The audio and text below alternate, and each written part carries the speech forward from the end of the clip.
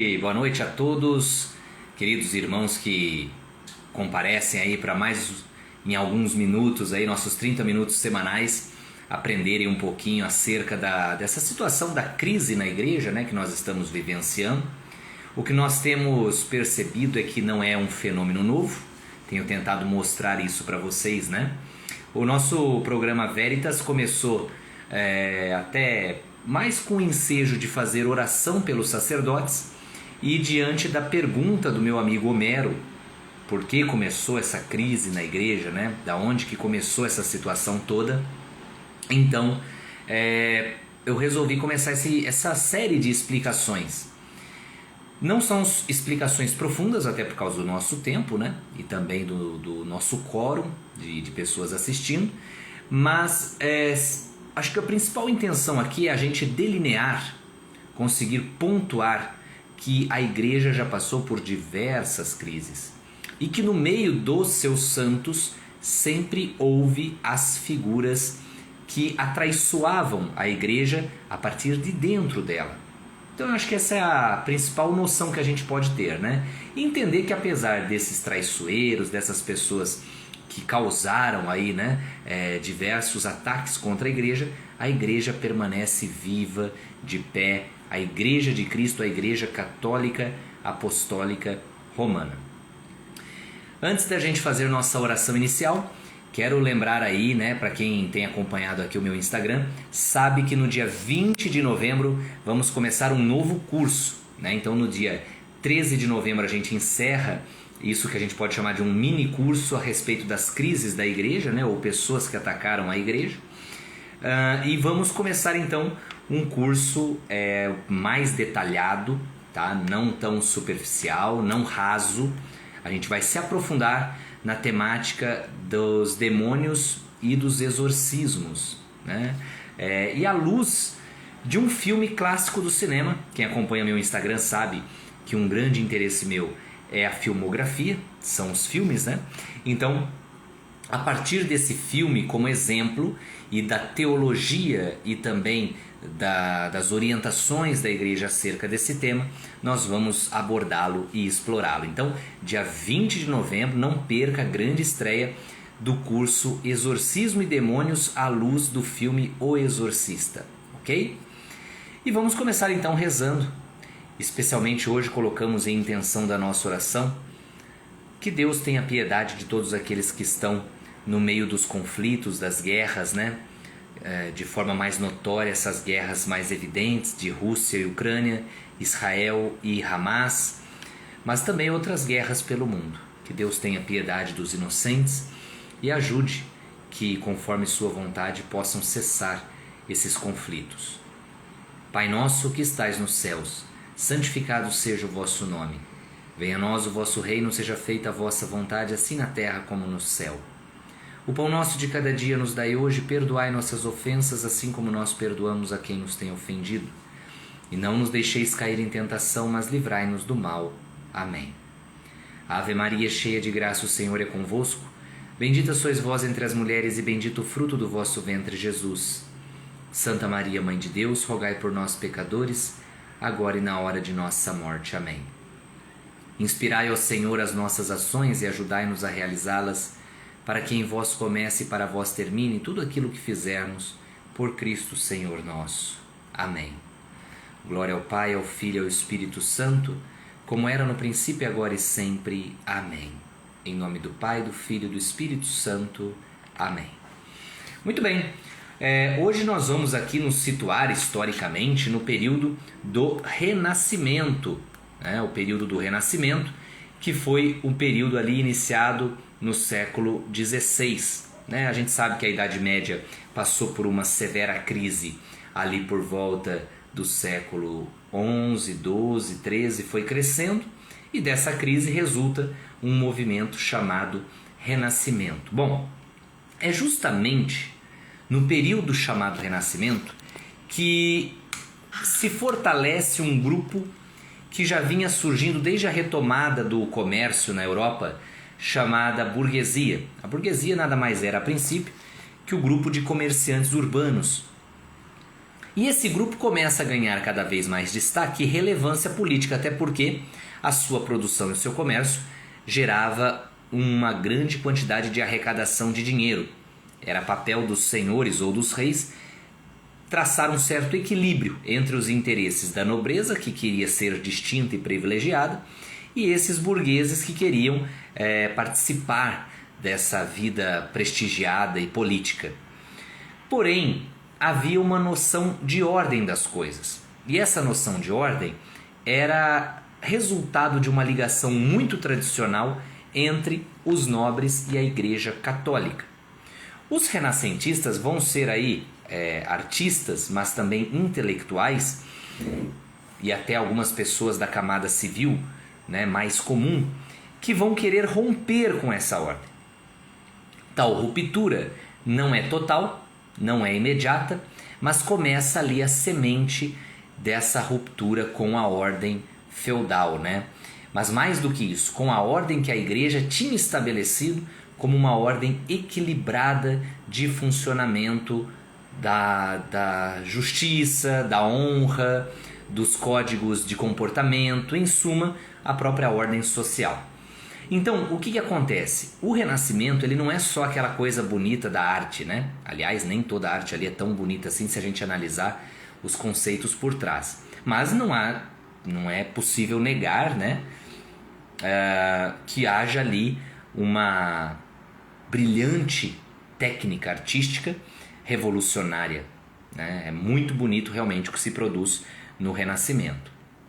E muitos daqueles artistas vão trabalhar, se não por espírito religioso, a serviço da religião por contrato da própria igreja. Mas o Renascimento também é um fenômeno que vai atingir o campo político, com a formação dos reinados absolutistas, vai atingir o campo da economia, com o surgimento do mercantilismo, vai atingir o campo artístico, que mencionamos, e vai atingir também o campo religioso, com as reformas protestantes. E muitos burgueses vão começar a aderir ao protestantismo pela ideia de solapar, não imediatamente a igreja, mas solapar imediatamente a nobreza. Porém, o que os protestantes vão perceber é o seguinte, e também os burgueses com eles: não dá para eu derrubar a ordem da nobreza se eu não derrubar primeiro a ordem da Igreja Católica. A ideia de ordem das coisas partia do catolicismo. Cada um no seu quadrado, fazendo aquilo que lhe é cabido com espírito cristão. Ah, mas um monte de gente não praticava a vida assim. Isso são outros 500.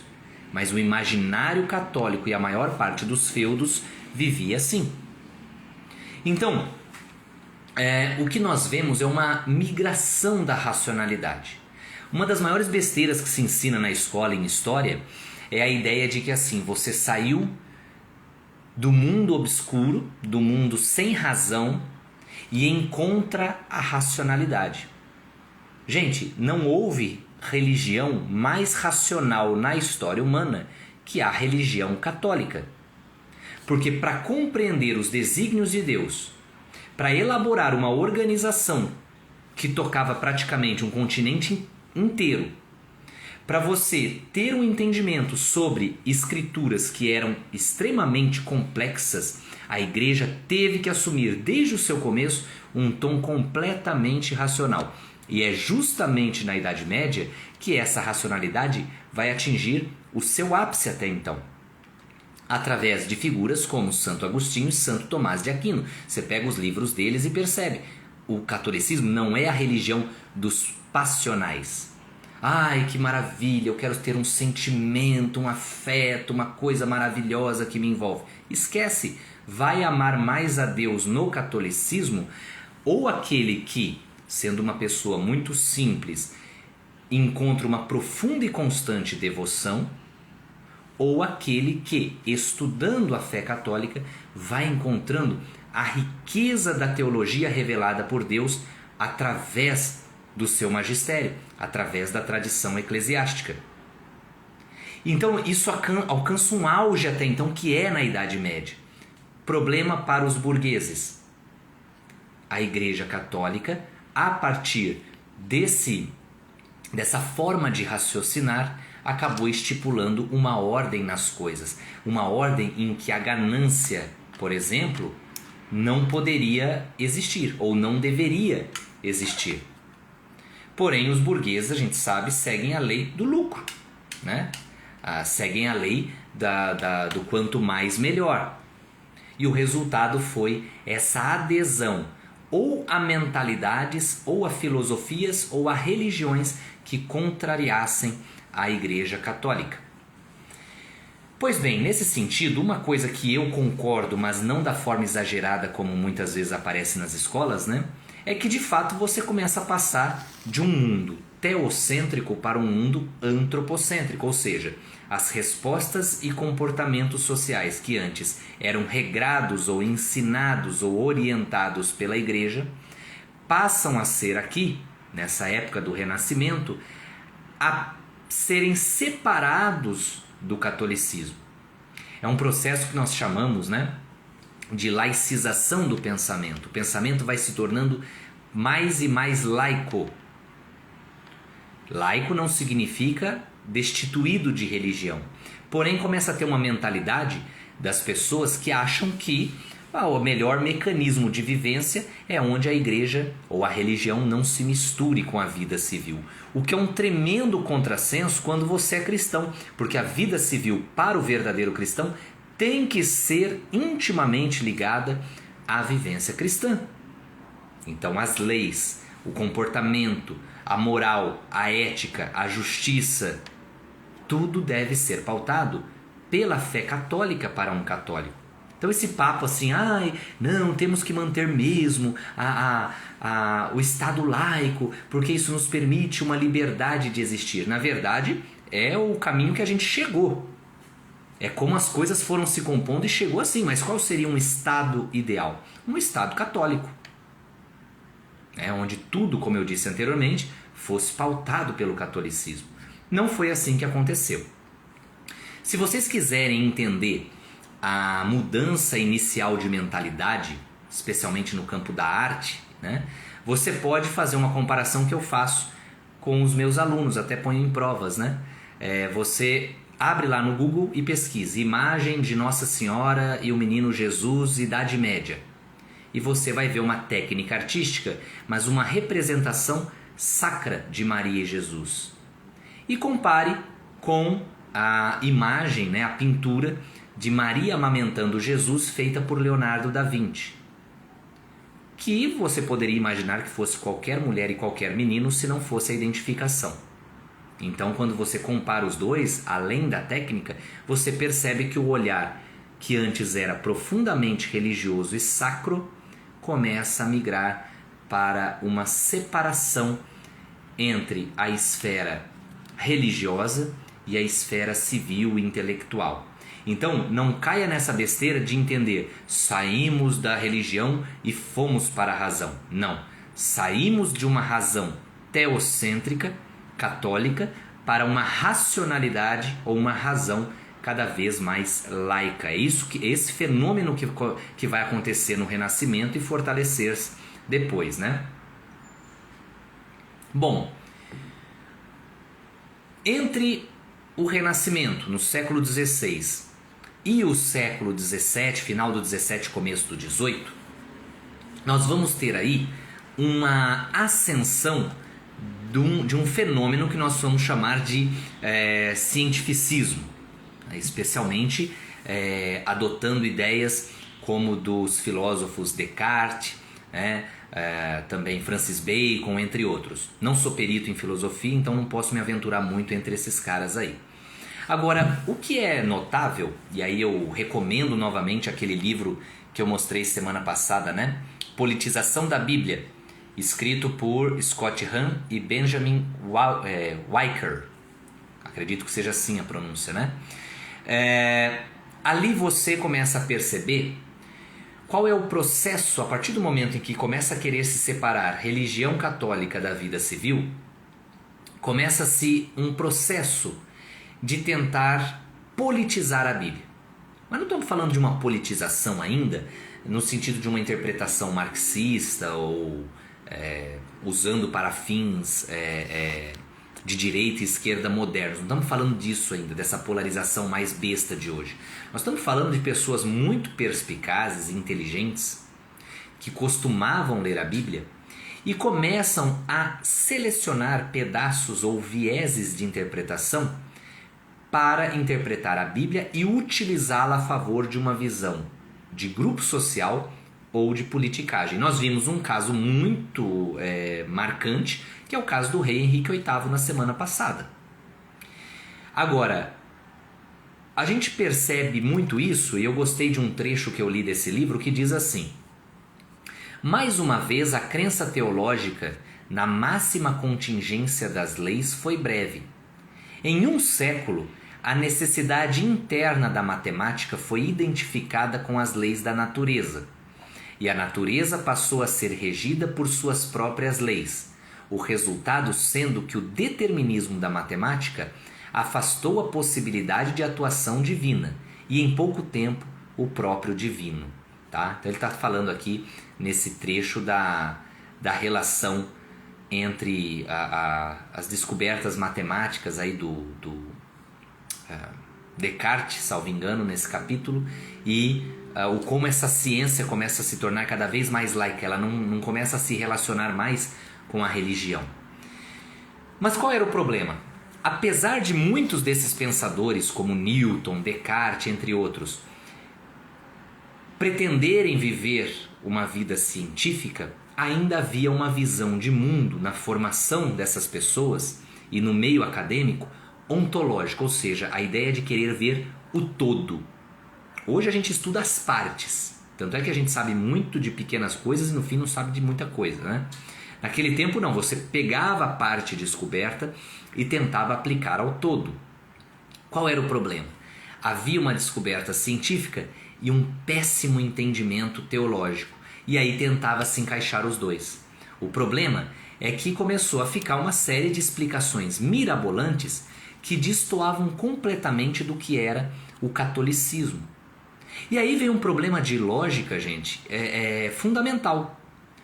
Tudo o que sabemos de cristianismo chegou a nós, né? Bíblia, igrejas, cruz, Jesus, os apóstolos, sabemos porque houve uma instituição que apresentou isso ao mundo. Uma instituição fundada por nosso Senhor Jesus Cristo. Essa instituição se chama Igreja Católica Apostólica Romana. Separar-se dela é já se dizer não cristão. É claro que uma frase como essa, né, talvez seja uma pedrada na mente aí e nas opiniões dos irmãos evangélicos, por exemplo, mas é a verdade. Se tem um Jesus Cristo e ele funda uma igreja, as outras igrejas contrariam o próprio Jesus Cristo. Ela é tudo menos cristã. Nesse sentido, essas tentativas científicas de se encaixar enquanto ciência no todo, mas um todo que nega as proposições da igreja, acabam gerando uma série de informações ridículas, estapafúrdias, que não têm qualquer relação com a missão salvífica, né, com o caminho salvífico proposto por Jesus. Nesse sentido, por exemplo, nós temos uma figura como Isaac Newton, que muitos acham que era simplesmente um cara científico, mas teve diversos escritos filosóficos que se metem no misticismo, por exemplo, né? Os iluministas vão surgir enquanto filósofos da burguesia como aqueles que vão perceber que não é possível viver como bem entendem se não derrubarem a filosofia eclesiástica e a própria igreja, alguns deles, como é o caso de Voltaire, Rousseau, né? Nesse sentido, eles começam então a recontar a história manipulando os eventos do passado, ou pegando casos pontuais e transformando no todo, especialmente no que se refere à igreja. Então os renascentistas já tinham começado esse processo. O que eles diziam? Nós somos modernos, estamos trazendo de volta a intelectualidade. Uma intelectualidade que morreu na Idade Antiga, cultura greco-romana pagã. E entre os dois momentos houve um período do meio, a Idade Média, período medieval. Médio, medieval quer dizer o quê? No meio. que para eles era uma idade das trevas. O que os iluministas vêm fazer em uma época em que a sua filosofia vai fazer tremendo sucesso, especialmente numa França alvoroçada e cada vez mais empobrecida? Vão trazer a ideia de que a igreja foi o grande mal do passado e que a ordem que ela impôs era responsável por esse mal. Então, os privilégios da nobreza, os privilégios do clero, as corrupções dentro da própria igreja. Nesse sentido, vão falar que a Idade Média foi uma era sem avanços, sem arte, sem filosofia, uma era imprestável. Ou seja, essas mentiras se consolidaram tão grandiosamente, tão fortemente, que nós vemos isso muitas vezes escrito em materiais que foram... Você pega, por exemplo, um livro didático da escola. Na bibliografia tem livros lá de historiadores. Mas esses historiadores se basearam em pessoas anticlericais, contra a igreja. Aí você vai naquelas fontes e pergunta, tá bom, quais são os documentos em que você se baseou, por exemplo, para falar a besteira de que a igreja matou milhões de pessoas na Inquisição? Não existem. Não existem.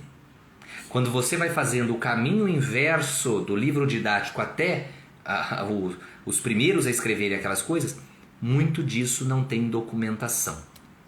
E aí saem essas histórias estapafúrdias, e que semana que vem eu vou falar muito sobre isso, mentiras, por exemplo, que a Inquisição matou milhões, que a igreja é contra a liberdade de pensamento, ou era contra a liberdade de pensamento, que todo padre e bispo era corrupto, que não podiam representar Jesus Cristo, que indulgências eram vendas de pedacinhos do céu. E, gente, eu faço um meia-culpa aqui, tá? Muitas vezes, por esse clima acadêmico que te convence e você não vai atrás da informação, não busca a verdade, muitas vezes eu ensinei essas palhaçadas aqui, essas coisas erradas aqui que eu mencionei para vocês. Então, na semana que vem, nós vamos fazer um parêntese nesse nosso curso sobre a crise da igreja para desmentir várias fake histories inventadas sobre Idade Média e Inquisição. Então nós vamos traçar algumas informações que são importantes você saber e que são completas mentiras sobre a história da igreja e que talvez muito disso você tenha visto aí na sua escola ou lá no tempo que você estudava, ok? Mas isso vai ficar para a semana que vem. Agora nós vamos justamente fazer a nossa oração, nosso terço semanal de reparação e oferecimento do precioso sangue pelos sacerdotes. Em nome do Pai, do Filho e do Espírito Santo. Amém. Vinde, ó Deus, em meu auxílio, socorrei-me sem demora. Glória ao Pai, ao Filho e ao Espírito Santo, como era no princípio, agora e sempre. Amém. Aleluia. Primeira dezena.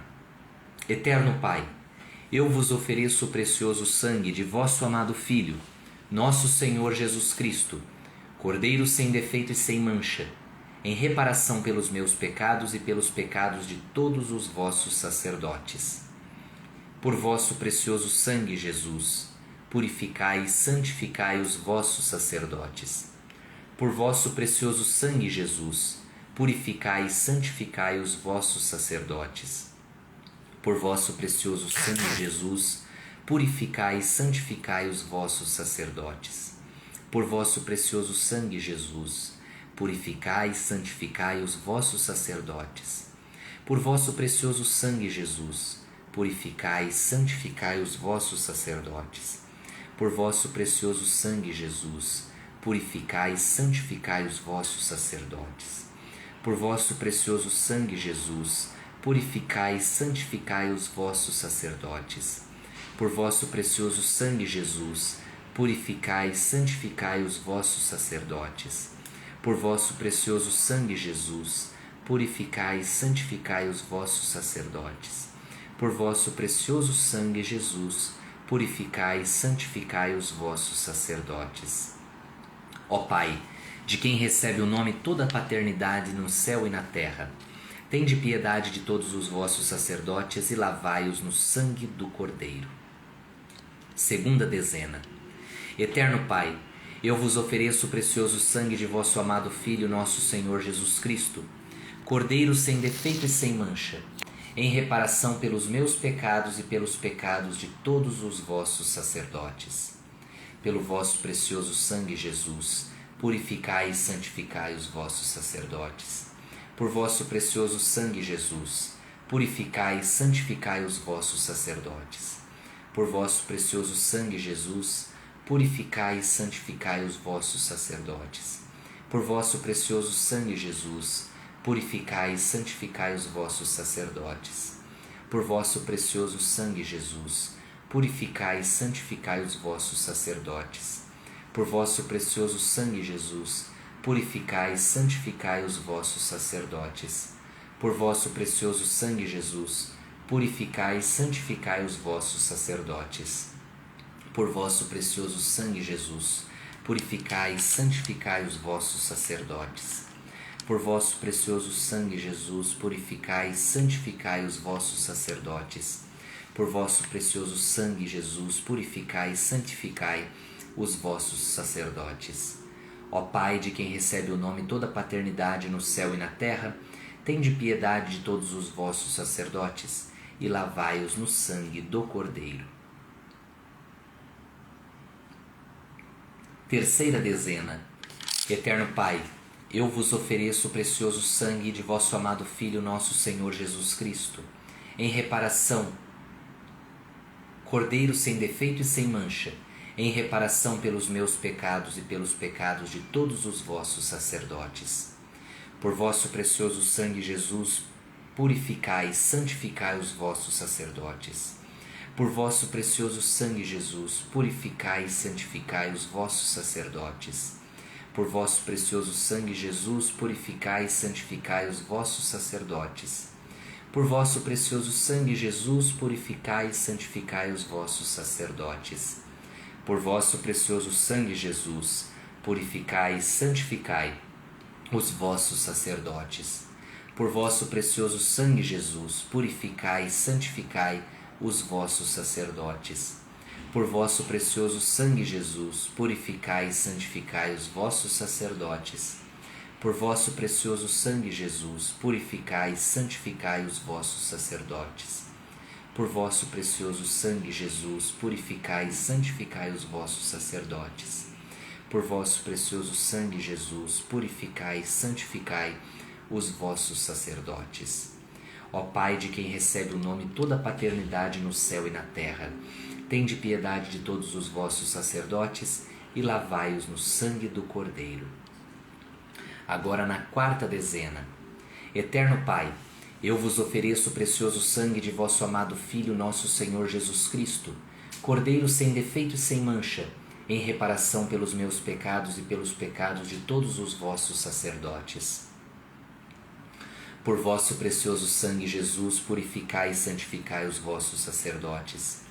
Por vosso precioso sangue, Jesus, purificai e santificai os vossos sacerdotes. Por vosso precioso sangue, Jesus, purificai e santificai os vossos sacerdotes. Por vosso precioso sangue, Jesus, purificai e santificai os vossos sacerdotes. Por vosso precioso sangue, Jesus, purificai e santificai os vossos sacerdotes. Por vosso precioso sangue, Jesus, purificai e santificai os vossos sacerdotes. Por vosso precioso sangue, Jesus, purificai e santificai os vossos sacerdotes. Por vosso precioso sangue, Jesus, purificai e santificai os vossos sacerdotes. Por vosso precioso sangue, Jesus, purificai e santificai os vossos sacerdotes. Por vosso precioso sangue, Jesus, purificai e santificai os vossos sacerdotes. E na última dezena, antes disso, finalizando o anterior, ó Pai, de quem recebe toda a paternidade no céu e na terra, tende piedade de todos os vossos sacerdotes e lavai-os no sangue do Cordeiro. Agora sim, a última dezena. Eterno Pai, eu vos ofereço o precioso sangue de vosso amado Filho, nosso Senhor Jesus Cristo, Cordeiro sem defeito e sem mancha, em reparação pelos meus pecados e pelos pecados de todos os vossos sacerdotes. Por vosso precioso sangue, Jesus, purificai e santificai os vossos sacerdotes. Por vosso precioso sangue, Jesus, purificai e santificai os vossos sacerdotes.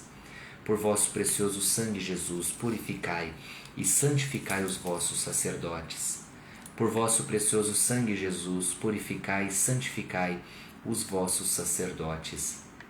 Por vosso precioso sangue, Jesus, purificai e santificai os vossos sacerdotes. Por vosso precioso sangue, Jesus, purificai e santificai os vossos sacerdotes. Por vosso precioso sangue, Jesus, purificai e santificai os vossos sacerdotes. Por vosso precioso sangue, Jesus, purificai e santificai os vossos sacerdotes. Por vosso precioso sangue, Jesus, purificai e santificai os vossos sacerdotes. Por vosso precioso sangue, Jesus, purificai e santificai os vossos sacerdotes. Ó Pai, de quem recebe o nome toda a paternidade no céu e na terra, tende piedade de todos os vossos sacerdotes e lavai-os no sangue do Cordeiro. Amém.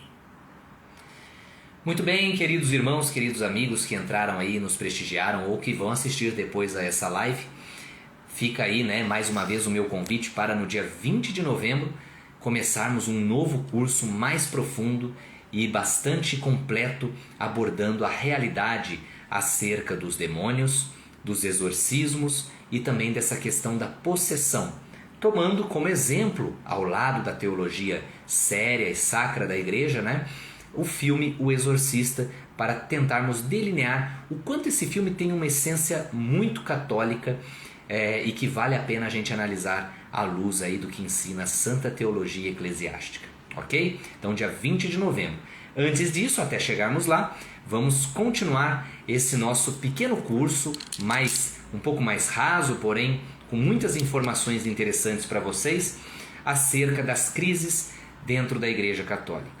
O Senhor esteja conosco, Ele está no meio de nós. Abençoe-nos o Deus Todo-Poderoso, Pai, Filho, Espírito Santo. Amém. Uma semana abençoada. Jesus esteja conosco. Maria passa na frente.